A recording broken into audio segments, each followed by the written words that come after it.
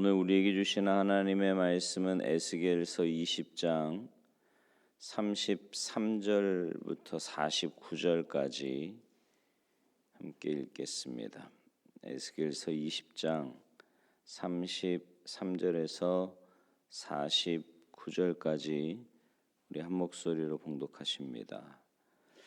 함께 읽습니다. 시작. 주 여호와의 말씀이니라. 내가 나의 삶을 두고 맹세하노니 내가 능한 손과 편팔로 분노를 쏟아 너희를 반드시 다스릴지라.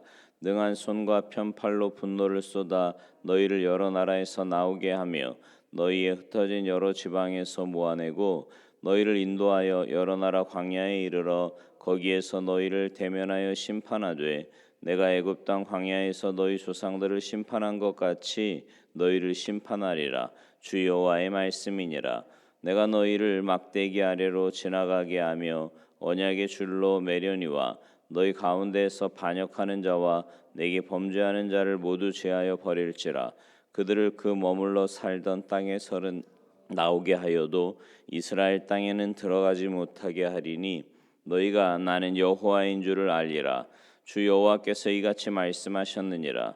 이스라엘 족속아, 너희가 내 말을 듣지 아니하려거든 가서 각각 그 우상을 섬기라. 그렇게 하려거든 이후에 다시는 너희 예물과 너희 우상들로 내 거룩한 이름을 더럽히지 말지니라. 주 여호와의 말씀이니라. 이스라엘 온 족속이 그 땅에 있어서 내 거룩한 산 곧 이스라엘의 높은 산에서 다 나를 섬기리니 거기에서 내가 그들을 기쁘게 받을지라. 거기에서 너희 예물과 너희가 드리는 첫 열매와 너희 모든 성물을 요구하리라. 내가 너희를 인도하여 여러 나라 가운데에서 나오게 하고 너희가 흩어진 여러 민족 가운데에서 모아낼 때에 내가 너희를 향기로 받고 내가 또 너희로 말미암아 내 거룩함을 여러 나라의 목전에서 나타낼 것이며 내가 내 손을 들어 너희 조상들에게 주기로 맹세한 땅 곧 이스라엘 땅으로 너희를 인도하여 드릴 때에 너희는 내가 여호와인 줄 알고 거기에서 너희의 길과 스스로 더럽힌 모든 행위를 기억하고 이미 행한 모든 악으로 말미암아 스스로 미워하리라. 이스라엘 족속아, 내가 너희의 악한 길과 더러운 행위대로 하지 아니하고 내 이름을 위하여 행한 후에야 내가 여호와인 줄 너희가 알리라. 주 여호와의 말씀이니라. 여호와의 말씀이 또 내게 임하여 이르시되 인자야, 너는 얼굴을 남으로 향하라. 남으로 향하여 소리내어 남쪽의 숲을 쳐서 예언하라. 남쪽의 숲에게 이르기를 여호와의 말씀을 들을지어다. 주 여호와께서 이같이 말씀하셨느니라. 내가 너의 가운데에 불을 일으켜 모든 푸른 나무와 모든 마른 나무를 없애리니 맹렬한 불꽃이 꺼지지 아니하고 남에서 북같이 모든 얼굴이 그슬릴지라. 혈기 있는 모든 자는 나 여호와가 그 불을 일으킨 줄을 알리니 그것이 꺼지지 아니하리라 하셨다라 하시기로 내가 이르되 아하 주 여호와여 그들이 나를 가리켜 말하기를 그는 비유로 말하는 자가 아니냐 하나이다 하니라. 아멘. 할렐루야. 오늘 본문은 하나님의 공의와 사랑을 잘 보여주는데요. 하나님은 스스로의 존재를 걸고 맹세하시면서 이스라엘을 멸망시킨 바벨론을 반드시 심판하시고 이스라엘을 포로 생활로 흩어진 곳에서 다시 회복시키시겠다고 말씀하십니다. 이게 오늘 본문 33절 34절 말씀이에요. 그러나 바벨론 땅에서 나오게 하셔도 죄를 지으면 그들을 이스라엘 땅으로 들이지 않겠다고 38절에서 말씀하십니다. 우리가요 어떻게 하나님의 공의를 충족시키면서 하나님의 사랑을 받아 회복의 은혜를 입을 수 있을까? 몇 가지 좀 함께 은혜를 나누기를 원하는데요. 먼저 우리는 하나님의 이름을 높여야 합니다. 당시 이스라엘 백성들이 하나님을 완전히 배척하지는 않았지만 하나님을 섬길 때 우상을 섬기는 방식으로 그렇게 섬겨서 하나님의 거룩한 이름을 더럽혔는데 그런 행위를 하지 말라고 39절에서 말씀하세요. 사람도요 이름이 더럽혀지는 것을 싫어합니다. 하나님은 말할 것도 없지요. 그러면 하나님의 이름을 높인다는 것은 어떻게 하는 거예요? 하나님의 자녀된 내가 하나님의 이름으로 올바른 삶을 살아갈 때 하나님의 이름이 높아지는 겁니다. 자녀들이 밖에서 잘못을 하면 누가 욕을 먹어요? 부모가 욕을 먹지요. 영적으로도 마찬가지입니다. 하나님의 자녀의 이름을 걸고 사는 우리가 하나님의 말씀대로 하나님의 뜻대로 살지 못하면 하나님의 이름이 욕을 먹는 거예요. 근데 반대로 자녀가 밖에서 칭찬받고 잘하면 그 영광을 또 누가 받습니까? 부모가 받는 거지요. 영적으로도 그래요. 하나님의 자녀인 우리가 하나님의 말씀대로 순종하며 세상의 빛과 소금의 역할을 잘 감당하며 살아갈 때 하나님이 영광 받으시고 하나님의 이름이 높아지는 겁니다. 그러니 여러분은요, 세상에서 나 하나의 이름으로 사는 존재가 아니라 하나님의 이름을 걸고 사는 자임을 기억하시기 바랍니다. 내가 어떤 상황에 있든 나는요, 그냥 나 하나 잘 먹고 잘 살고 그냥 내 이름대로 살면 되는 그런 존재가 아니다 말이에요. 여러분에게는 하나님의 이름이 걸려 있는 거예요. 여러분이 어떤 삶을 사느냐에 따라서 하나님이 영광을 받으시기도 하고 그렇지 않을 수도 있다라는 거지요. 그래서 하나님의 자녀답게 하나님의 이름을 걸고 사는 자답게 사셔서 여러분의 삶으로 하나님의 이름을 높여드리는 복된 삶이 되시기를 간절히 바랍니다. 두 번째로 하나님께 자신을 드려야 합니다. 하나님은 이스라엘 백성들이 유다로 돌아와서 높은 시온산에서 하나님을 섬길 때 그 예배를 기쁘게 받으시면서 정성이 담긴 소중한 예물을 요구하시겠다고 오늘 본문 40절에서 말씀하십니다. 여러분, 하나님이 왜 우리에게 헌신을 요구하시는 걸까요? 어디에 그 마음이 있느냐라는 겁니다. 어디에 삶의 중심이 있느냐는 거죠. 그리고 하나님은 성도의 헌신을 받으시고 나서 더 주시고 더 하나님의 살아계심을 나타내어 불신자들이 보는 상황에서 하나님의 이름이 높임 받으시려고 헌신을 요구하시는 겁니다. 이게 오늘 본문 41절 말씀이에요. 그처럼 자신과 자신의 것을 힘써 바치면 어떤 모양으로든지 반드시 하나님의 복을 받습니다. 그러나 뭔가 받겠다라는 목적을 가지고 하나님을 섬기거나 교회를 섬기지는 마십시오. 하나님은 그런 마음 별로 기뻐하지 않으십니다. 물질에 집착하면 물질의 복을 더 못 받는 거고요. 치유에 집착하면 치유도 못 받습니다. 혹시 그렇게 집착해서 받아도 결국 그를 통해 꼭 눈살집 풀리는 일이 생깁니다. 그처럼 기복주의는 항상 결말이 좋지 않게 끝나는 거지요.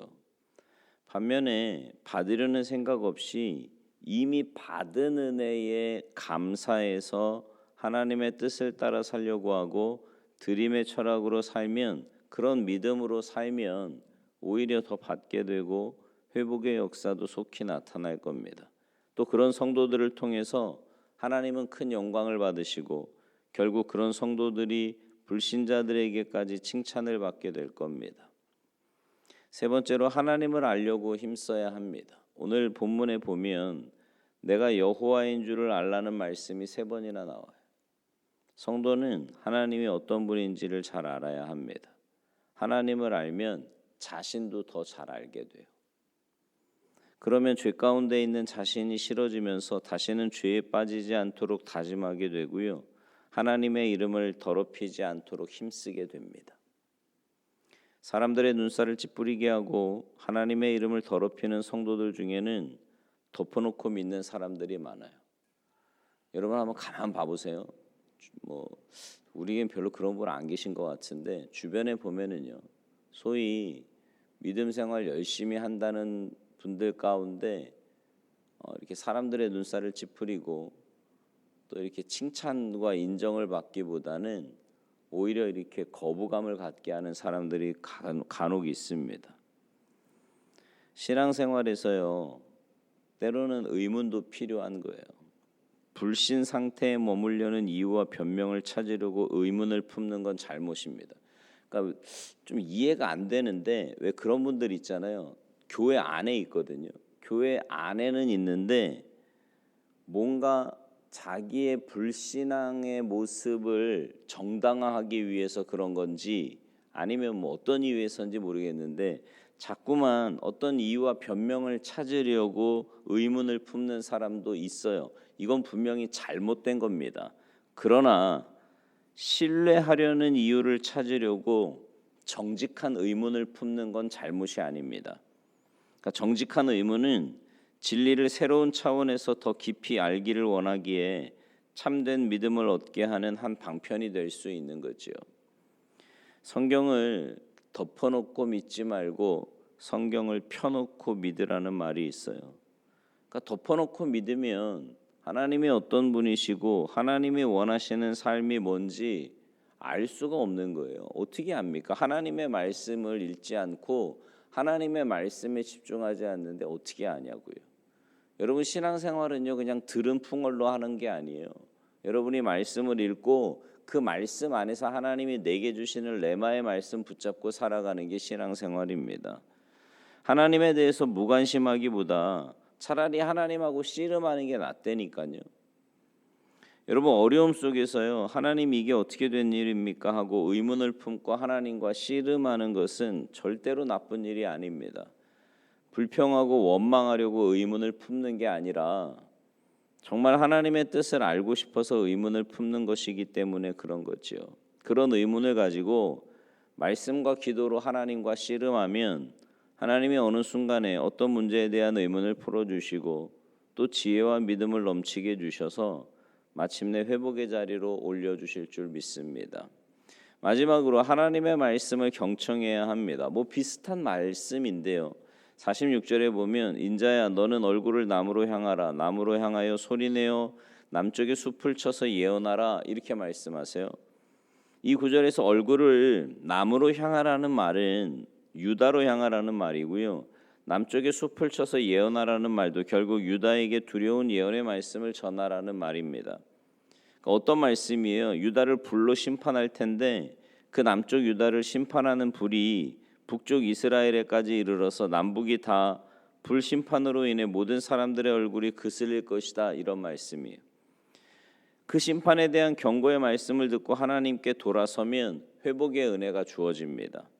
문제는 사람들이 그 심판의 메시지를 비웃는 거지요. 얼마나 안타까운 일입니까? 여러분 우리 하나님 얼마나 은혜의 하나님이세요? 심판의 말씀 듣고 돌이키면 용서해 주십니다. 또다시 은혜를 베풀어 주시죠. 근데 문제는 심판의 메시지를 듣고도요 그냥 한 귀로 듣고 한 귀로 흘리는 거죠. 여러분 말씀을 들어야 사는 겁니다.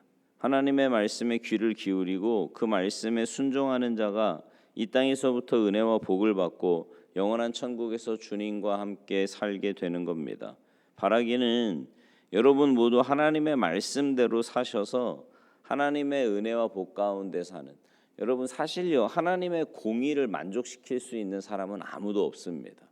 우리는 그냥 주님의 십자가 의지에서 주님 앞에 나아갈 수 있는 거지요. 근데 그렇게 주님의 십자가 의지에서 주님 앞에 나아갈 때 하나님께서 가르쳐 주시는 말씀의 원리들이 있잖아요. 근데 그 말씀의 원리들대로 순종하려고 몸부림치는 거예요. 그러면 그 모습에 하나님이 우리에게 더 큰 은혜와 사랑을 베풀어 주실 줄 믿습니다. 이런 놀라운 은혜가 믿음으로 말씀대로 순종하고자 몸부림치며 살아가는 여러분 모두에게 풍성하게 임하시기를 주님의 이름으로 축원합니다. 기도하시겠습니다. 하나님,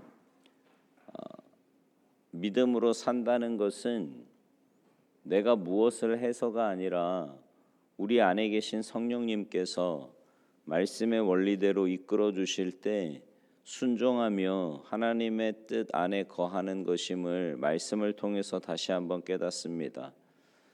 연약한 저희들을 불쌍히 여겨주시고 저희들에게 온전한 믿음 허락하여 주셔서 하나님의 뜻대로 순종하며 살아가는 우리가 되도록 힘과 은혜를 허락하여 주시옵소서. 그래서 하나님, 우리의 신앙이, 우리의 믿음이 날마다 자라가며 하나님께 더 가까이 나아가 이 땅에서부터 하나님과 동행하는 또 주님의 그 놀라운 은혜와 역사를 체험하는 복된 인생들 다 되도록 은혜 내려 주시옵소서. 감사드리며 예수님의 이름으로 축복하며 기도하옵나이다. 아멘.